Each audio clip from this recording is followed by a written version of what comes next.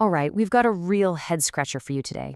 It's a story that links this quiet little cottage on the English coast to a Welsh county that's hundreds of miles away. And the answer?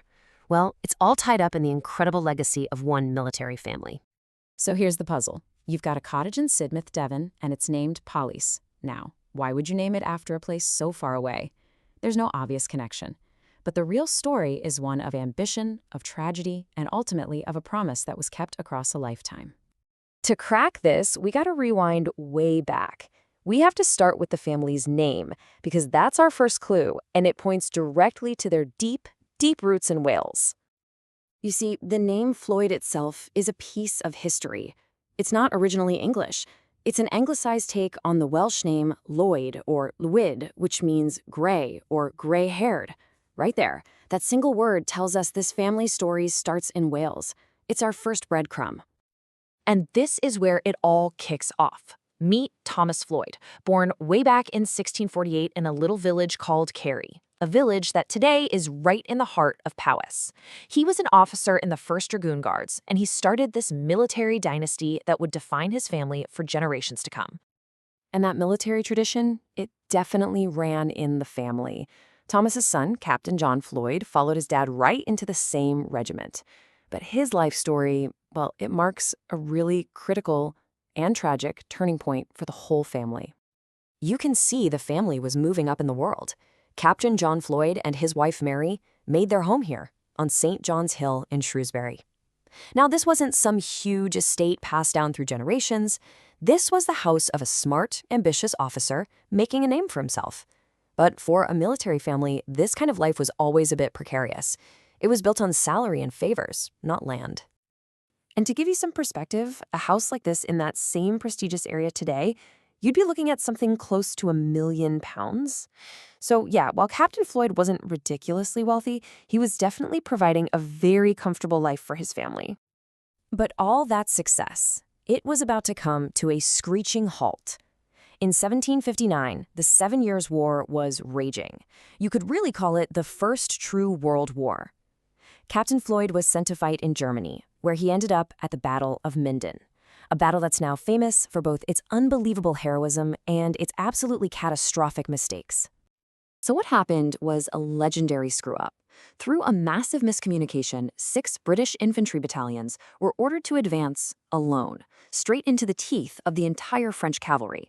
It should have been a suicide mission, but incredibly, they stood their ground, their disciplined volleys tearing apart charge after charge. Meanwhile, the Allied cavalry, including Captain Floyd's dragoons, were just held back. When the order finally came for them to charge, it was way too late, and in that chaotic, delayed attack, Captain John Floyd was killed. His death left the family in a terrible position. It threw his oldest son out into the world much, much sooner than anyone could have ever planned. And this is where the main character of our story steps onto the stage. Just 1 year after watching his father die, John Floyd joins the army. He's 12 years old. Can you even imagine?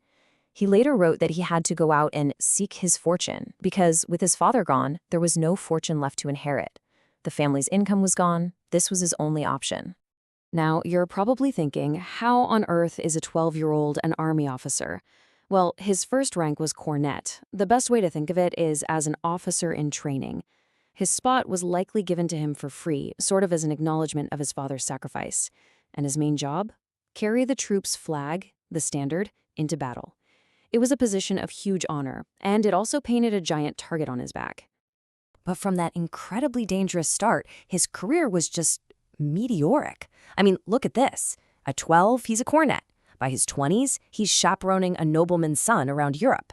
Then he spends 18 years in India and becomes a legendary commander. He keeps rising all the way to full general and even gets a baronetcy. Just a truly incredible journey. But it's his time in India that really made him who he was. This is where he finally secured the family fortune, and, maybe more importantly, it's where he forged the connections that would lead us, decades later, right back to Powys Cottage. So in India, Floyd wasn't just another officer. No, he became one of the best cavalry commanders of his day. He was a key figure in the wars against the famous Tipu Sultan, and he proved over and over how a small, brilliantly led force could work miracles on the battlefield. This is where he truly made his name and his fortune. And this is where we finally circle back to that name, Powys. See, the young John Floyd had a powerful mentor, the 10th Earl of Pembroke. The Earls of Pembroke were a massive deal, part of a dynasty that was also tied to the title Earl of Powys. They were Welsh nobility.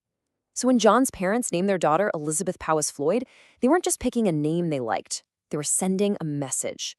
It was a public declaration of their connection to this powerful, noble network. And there's one more key friendship he made in India, a man named Sir John Kenaway. Now, that might sound like a random detail, but trust me, tuck that name away.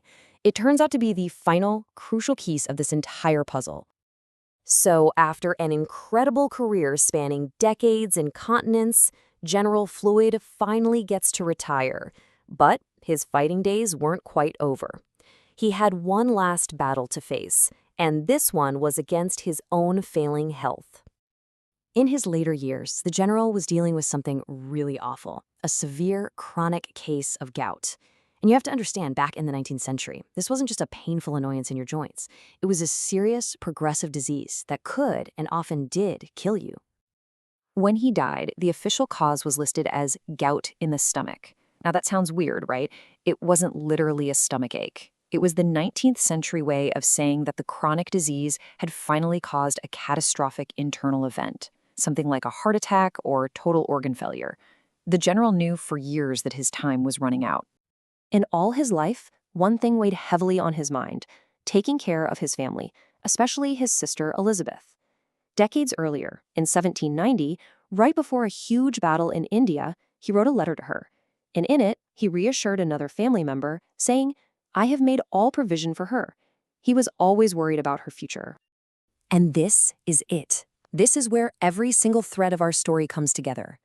Knowing his health was failing, he set his final plan in motion. 1. He chose the seaside town of Sidmouth for its famously mild climate. 2. He reached out to his old friend from his India days, Sir John Kenaway, and bought a plot of land from him. And 3. In 1815, he had plans drawn up for a house, a safe, secure home for his beloved sister Elizabeth. And that is the answer to our mystery. That cottage was built as one final act of duty and love for his sister Elizabeth Powys Floyd, and he named it Powys, a tribute not just to her middle name, but to his family's entire journey, from their origins in Wales to their powerful patrons, the Earls of Powys, all wrapped up in the legacy of the sister he had sworn a lifetime ago to protect. It's an incredible story, isn't it?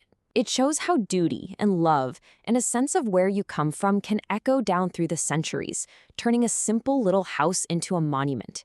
It really makes you stop and think, what are the small choices we're making today that might just become the cornerstones of our own family story tomorrow?